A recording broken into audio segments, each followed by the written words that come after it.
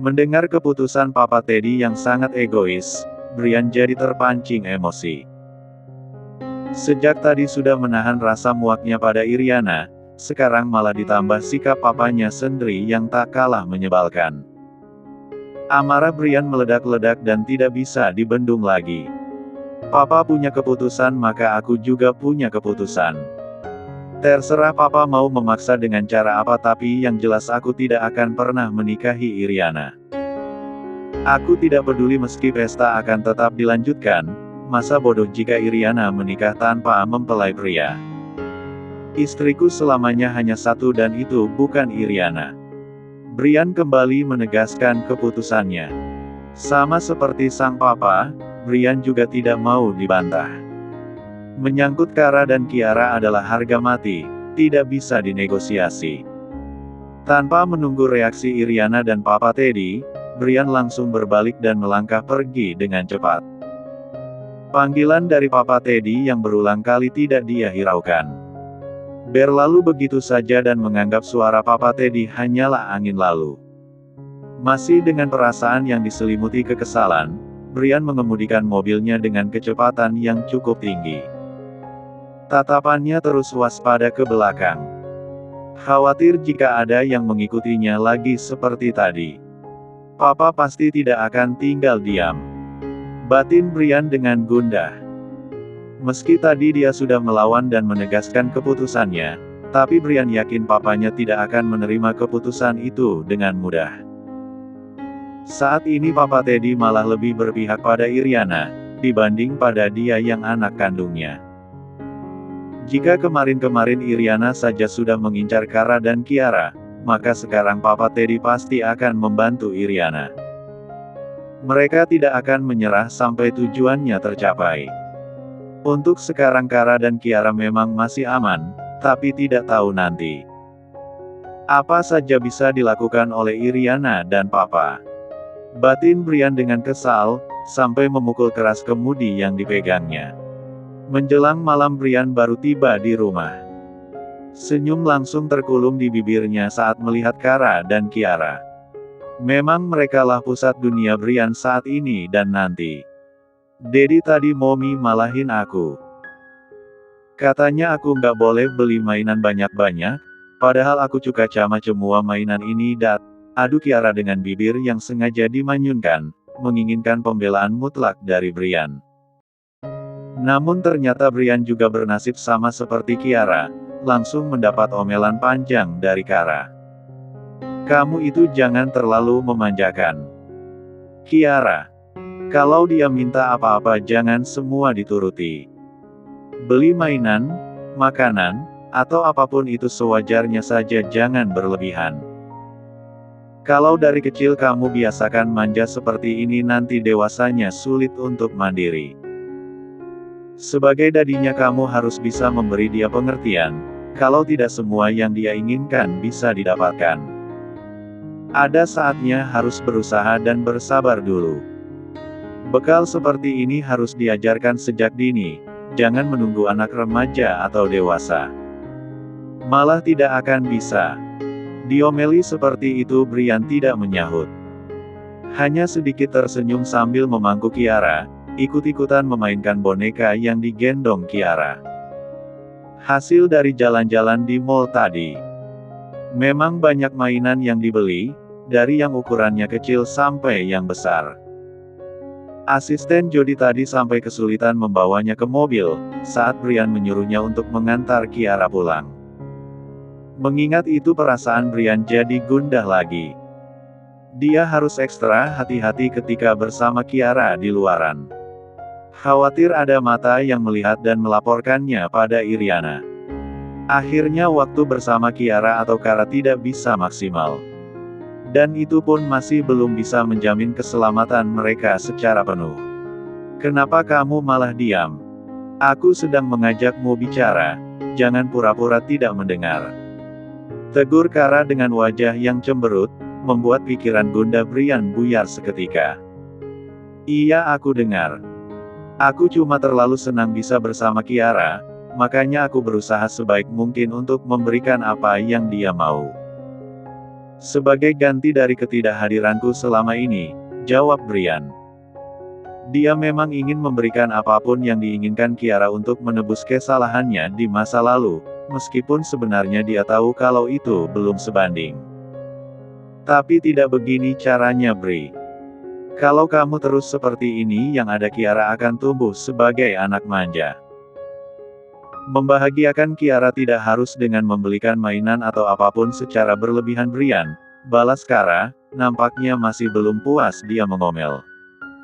Baiklah, aku mengerti.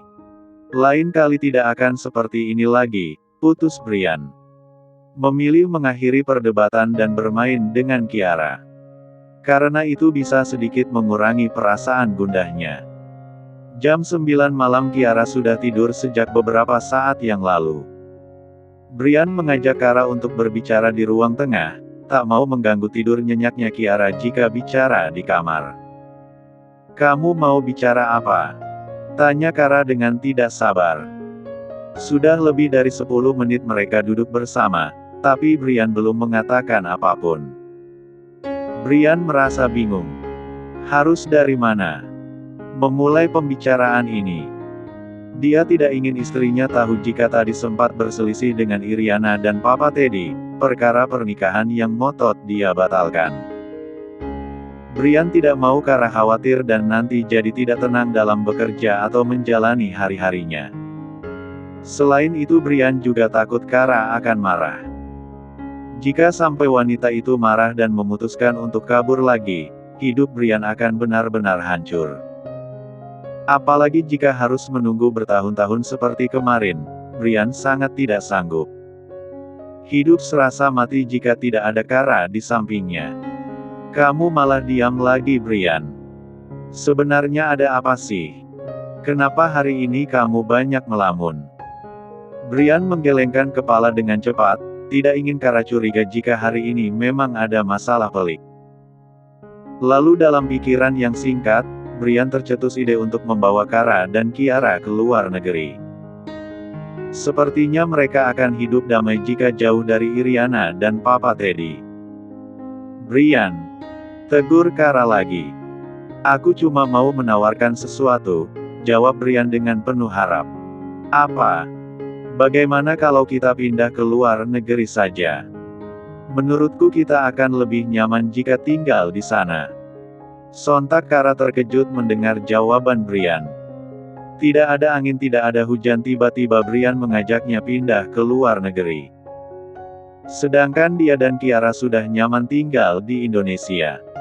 Akhirnya tanpa ragu Kara menolak tawaran itu. Aku mau tinggal di sini saja, capek kalau harus pindah-pindah terus. Sudah nyaman tinggal di sini, pekerjaan sudah enak. Teman-temanku di hotel juga baik-baik semua. Apalagi Kiara, sudah sangat betah dia. Punya banyak teman di daycare, akan sedih jika diajak pergi lagi. Kiara anaknya ceria dan mudah bergaul. Meskipun pindah dia akan dengan cepat punya teman baru lagi, balas Brian. Meyakinkan Kara untuk pindah ke luar negeri. Namun bukan Kara namanya jika tidak keras kepala. Bujukan Brian tidak berarti apa-apa, dia tetap ngotot untuk tetap tinggal di Indonesia. Tidak Brian. Meskipun Kiara mudah bergaul, tapi butuh waktu untuk beradaptasi. Di sini dia sudah nyaman, kasihan kalau harus beradaptasi lagi di tempat baru. Lagi pula di hotel Nona Iriana karyawan boleh sesekali bekerja sambil membawa anak. Di tempat lain belum tentu aku bisa mendapatkan kemudahan itu. Dan Kara diam seketika. Menyebut nama Nona Iriana membuat Kara teringat dengan satu hal penting. Sesuatu yang membuatnya langsung menoleh dan menatap Brian. Bukankah sebentar lagi kamu akan menikah dengan Nona Iriana? Kenapa malah mau mengajakku pindah ke luar negeri? Apa? Jangan-jangan ada masalah dalam hubungan kalian karena aku? Lanjut Kara, menebak alasan di balik keinginan Brian yang tiba-tiba mengajak pindah jauh. Mendapat pertanyaan itu, Brian mendadak kehilangan kata-kata. Bingung harus menjawab apa. Dia tidak mau Kara tahu semuanya, tapi juga belum menemukan alasan yang tepat untuk menutupinya. Melihat Brian yang diam dan tidak segera menjawab, pikiran Kara mulai kemana-mana. Dia tidak mau menjadi masalah di tengah hubungan Iriana dan Brian. Karena menurut Kara, memang Iriana lah yang pantas menjadi istri Brian yang sebenarnya, bukan dia. Mereka bersama hanya bermula dari Kiara dan sewaktu-waktu Kara harus mundur, melepas Brian untuk bahagia dengan istri yang seharusnya. Katakan dengan jujur Brian, apa ada masalah dalam hubunganmu dengan Nona Iriana? Tanya Kara sekali lagi. Tak sabar menunggu Brian memberikan jawaban yang jelas untuknya. Brian. Kara tidak sabar menunggu Brian bicara, makanya ditegur lagi dengan suara yang lebih keras. Namun Brian hanya menoleh dan menarik nafas panjang. Tidak menjawab apapun. Aku mohon kamu jujur Brian. Sebenarnya ada masalah apa antara kamu dengan Nona Iriana? Tanya Kara lagi dengan wajah yang nampak tidak sabar. Tapi itu belum cukup untuk membuat Brian berterus terang. Dia masih bersikeras menutupi segalanya dari sang istri. Tidak ada masalah apa-apa Kara. Aku mengajakmu ke luar negeri karena menurutku lebih nyaman tinggal di sana, bukan karena hal lain. Terus kalau ke luar negeri bagaimana? Dengan pernikahanmu? Ditanya soal pernikahan lagi Brian kembali bungkam. Saat menyadari Kara menatapnya lekat-lekat, Brian malah menunduk dan menghindari tatapan itu. Pura-pura tak mendengar apapun. Pokoknya aku tidak mau pergi-pergi lagi. Aku sudah nyaman di sini dan akan tetap tinggal di sini, putus Kara karena sampai saat ini Brian masih terus diam. Sekarang apapun alasan Brian untuk mengajaknya ke luar negeri, Kara sudah tidak mau tahu lagi. Yang penting dia akan tetap tinggal di Indonesia dan Brian harus tetap menikahi Nona Iriana. Hal pasti yang tidak boleh diganggu-gugat. Akhirnya malam itu keinginan Brian untuk mengajak Kara dan Kirara pindah ke luar negeri hanya mengambang di udara. Belum ada cara lagi untuk membujuk Kara tanpa membeberkan masalah antara dia dengan Iriana dan Papa Teddy. Dan obrolan mereka berakhir begitu saja. Kara dan Brian kembali ke kamar tanpa membahas apapun lagi. Mereka langsung berbaring di samping Kiara dan bersiap tidur. Tapi tanpa sepengetahuan Kara, Brian sebenarnya masih tenggelam dalam perasaan gundahnya. Sampai dia tidak bisa tidur karena memikirkan Kara dan Kiara, semakin hari keselamatan mereka semakin mengkhawatirkan. Namun malam itu bukan hanya Brian saja yang merasa gundah dan tidak tenang. Iriana juga merasa gusar karena perselisihannya dengan Brian tadi sore. Lelaki yang dia cintai itu nampak tegas dan serius dengan keputusannya. Iriana takut jika nanti Brian benar-benar tidak datang di hari pernikahan mereka. Sebelumnya Iriana masih bisa mengandalkan Papa Teddy untuk menekan Brian. Tapi sekarang Brian juga sudah berani membangkang dan tidak mau tunduk lagi dengan keputusan Papa Teddy. Semakin memikirkannya Iriana semakin khawatir dan kesal sendiri, sampai berulang kali mengembuskan nafas kasar. Jangan terlalu panik Iriana. Kamu tenang saja Papa tidak akan membiarkan Brian membatalkan pernikahan kalian. Siapapun wanita yang dinikahi Brian sekarang, Papa tidak akan menganggapnya menantu. Hanya kamu satu-satunya menantu Papa, ucap Papa Teddy menenangkan Iriana. Sejak tadi dia tahu kalau Iriana was-was dan menyimpan beban, pasti karena takut Brian akan kabur dari pernikahan mereka. Papa Teddy sendiri juga kesal dengan Brian, bisa-bisanya malah menikahi wanita yang tidak benar. Padahal sudah ada wanita sesempurna Iriana yang bersedia menjadi istrinya. Tidak hanya cantik dan baik sifatnya, tapi juga mapan secara finansial. Dan wanita seperti itulah yang paling pantas menyandang gelar Nyonya Harwell, bukan wanita sembarangan yang tidak jelas asal-usulnya. Tapi aku takut Pak, sampai sekarang aku belum tahu siapa wanita itu. Brian sangat Membelanya bahkan rela memutuskan hubungan kami demi dia, balas Iriana dengan wajah masam. Tidak ada ketenangan sedikitpun sebelum tahu identitas istri Brian. Soal itu kamu tidak perlu khawatir, Papa tidak akan tinggal diam. Secepatnya Papa akan mencari tahu siapa wanita itu, dan Papa akan membuatnya pergi dari kehidupan Brian. Papa tidak akan membiarkan dia dan anak haramnya menghancurkan masa depan Brian. Mendengar jawaban Papa Teddy yang sangat sesuai dengan harapannya, bibir Iriana langsung mengulum senyum lebar. Papa Teddy memang mertua terbaik, selalu tahu apa yang diinginkan menantunya. Sayangnya Brian tidak seperti itu, sifatnya malah bertolak belakang dengan Papa Teddy. Sangat menyebalkan. Terima kasih ya Pak, selalu mendukung hubunganku dengan Brian. Tapi Pak, kita harus bergerak cepat. Sebelum hari H, kita harus tahu siapa wanita yang menjadi istri Brian, karena bagaimanapun juga Brian harus tetap datang di acara pernikahan kami Pak, pinta Iriana, mendesak ayah mertuanya agar bertindak lebih cepat. Karena masalah apapun yang menyangkut hubungannya dengan Brian, Iriana tidak akan bisa tenang. Apalagi bersabar dalam waktu lama, sungguh tidak bisa. Soal itu Papa juga sudah memikirkannya. Papa janji akan menemukan dia sebelum hari pernikahan. Kamu tenang saja Iriana, Brian pasti akan menjadi suamimu. Papa sendiri yang menjamin itu, jawab Papa Teddy dengan tegas, nampak serius untuk mengurusi masalah Brian yang membangkang. Menanggapi keseriusan calon mertuanya, Iriana sedikit lega. Ada dukungan penuh dari Papa Teddy, maka kesempatan untuk memuluskan rencana seharusnya juga semakin besar. Hari bergulir begitu cepat. 1 minggu rasanya sangat singkat. Sama seperti orang suruhan Iriana, Papa Teddy juga masih gagal dengan penyelidikannya. 1 minggu penuh berusaha, masih belum ada informasi apa-apa yang dia dapatkan. Semua usaha sudah dikerahkan, tapi mengenai identitas anak dan istri Brian masih belum menemukan titik terang. Padahal pernikahan Brian dan Iriana tinggal hitungan hari. Iriana mulai frustasi dengan keadaan itu.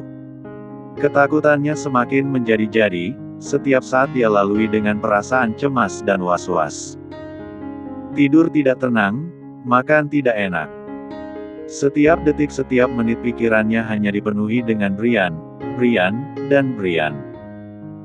Namun Iriana pantang menyerah meski kondisinya sudah seburuk itu. Dia tetap melanjutkan persiapan pernikahannya, juga tetap meyakinkan orang-orang kalau hubungannya dengan Brian masih hangat dan manis seperti calon pengantin lain. Di tengah persiapan pernikahan yang semakin mendekati hari H, Kara dan Desi ditunjuk sebagai salah satu karyawan yang membantu acara pernikahan Iriana dan Brian nanti. Ya ampun mimpi aku semalam, akhirnya terpilih sebagai karyawan yang ikut menyaksikan pernikahan mewah Nona Iriana. Ini keberuntungan besar yang tidak dimiliki semua orang Kara, ucap Desi sesaat setelah mereka mendapat perintah dari atasan. Merasa senang karena sebagai cleaning service yang biasanya dipandang sebelah mata, dia diberi kesempatan untuk ikut andil dalam momen pentingnya anak bos. Iya, kita beruntung. Berbeda dengan Desi yang nampak antusias, Kara menanggapinya dengan datar dan senyum hambar. Ada perasaan bersalah yang begitu kuat merongrong dalam hatinya. Dia telah menjadi duri dalam hubungan Brian dengan Nona Iriana, merusak kebahagiaan dari wanita yang sudah memberinya pekerjaan. Kamu kenapa kayak tidak senang Kara? Ini pernikahan mewah loh, ala-ala putri dan pangeran dari negeri dongeng. Orang seperti kita bisa menyaksikannya sekali seumur hidup saja sudah beruntung, ucap Desi lagi dengan penuh semangat. Merasa heran dengan Kara yang nampak biasa saja, padahal itu merupakan keberuntungan yang pasti membuat banyak orang merasa iri. Aku hanya membayangkan capeknya. Ikut mengurus pernikahan mewah dengan tamu undangan yang sangat banyak pasti menguras banyak waktu dan tenaga, balas Kara, menutupi alasan yang sebenarnya. Jangan sampai Desi tahu kalau dia sekarang sudah menyandang status istri dari Brian Harwell. Ya ampun, Kara, kita kan tidak mengurusnya sendirian. Ada tim dari wedding organizer-nya, ada karyawan-karyawan lain juga. Lagi pula itu sepadan dengan apa yang kita dapatkan. Pertama, bisa menyaksikan langsung pesta pernikahan Nona Iriana dan Tuan Brian. Kedua, bisa mendapat bonus yang lumayan. Kalaupun nanti kita harus bekerja ekstra sama sekali tidak rugi, Kara, balas Desi, masih saja bangga bisa menjadi bagian dari tim yang mengurus pernikahan Nona Iriana. Menanggapi ucapan Desi yang semangatnya masih menggebu-gebu, Kara hanya bisa tersenyum masam. Menyadari kembali posisinya yang hadir di tengah hubungan Iriana dengan Brian. Andai saja tidak ada pernikahan antara dia dengan Brian, pasti sekarang Kara juga bisa semangat dan bangga seperti Desi. Namun keadaan yang sudah terlanjur menyeretnya dalam hubungan rumit itu, membuat Kara merasakan sesuatu yang sangat tidak nyaman. Jika saja boleh memilih, maka Kara tidak akan mau menjadi bagian dari karyawan yang ikut andil dalam acara itu. Tapi dia hanya seorang cleaning service yang harus patuh dengan atasan. Tidak ada kesempatan untuk membantah apalagi protes keras. Pekerjaannya sendiri nanti yang dipertaruhkan. Aku harus tetap fokus saja dengan tugas ini, bukan dengan yang lain. Niatku di sini untuk bekerja. Jadi apapun yang menyangkut dengan pekerjaan harus kulakukan dengan baik. Batin Kara sambil bersiap melanjutkan pekerjaannya lagi. Karena terus membahas masalah itu dengan Desi justru membuat pikirannya semakin terganggu.